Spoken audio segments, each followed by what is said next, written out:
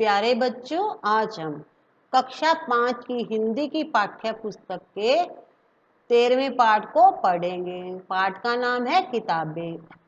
यह एक कविता है। तो इस कविता के माध्यम से जीवन में किताबों के महत्व के बारे में बताया गया है। इस कविता के रचयिता है कवि सफदर हाशमी।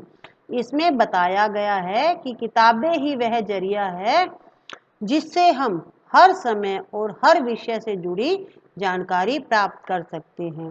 किताबें ज्ञान का भंडार होती हैं। जीवन के हर पहलू से जुड़ी जानकारियां हमें किताबों के माध्यम से मिलती हैं तथा यह ज्ञान एक पीढ़ी से दूसरी पीढ़ी तक किताबों के माध्यम से ही हस्तांतरित होता है, पहुंचता है।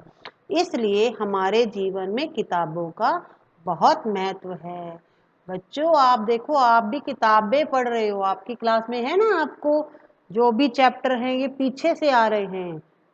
पहले आपके भाई बहनों ने पढ़े, मम्मी पापा ने पढ़ी, अब आप पढ़ रहे हो। तो अब हम शुरू करते हैं कविता।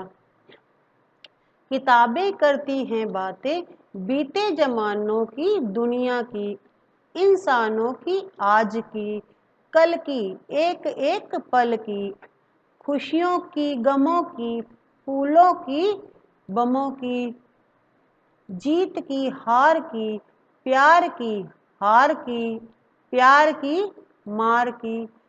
क्या तुम नहीं सुनोगे इन किताबों की बातें? किताबें कुछ कहना चाहती हैं, तुम्हारे पास रहना चाहती हैं। तो कविता है, इसका हम सरलार्थ जानते हैं। हिंदी में इसकी व्याख्या करते हैं। तो सबसे पहले हम कठिन शब्दार्थ जानेंगे। बीता जमाना, इसका अर्थ होता है बीता हुआ काल या युग। गम, इसका अर्थ होता है दुख। बम, धमाके से फटने वाला हथियार। प्यार, स्नेह है। तो इसमें कवि कहते हैं कि किताबें हमें इतिहास की बातें बताती हैं, हमारे पूर्वजों द्वारा अर्जित ज्ञान को हम तक पहुंचाती हैं। किताबें भविष्य की जानकारियां व ज्ञान भी देती हैं।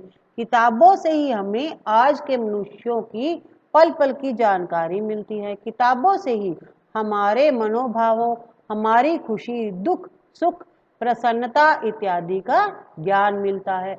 दरअसल किताबों में हमारे लिए सीखने और जानने के लिए बहुत कुछ है। इसलिए हमें हमेशा किताबों से जुड़कर रहना चाहिए।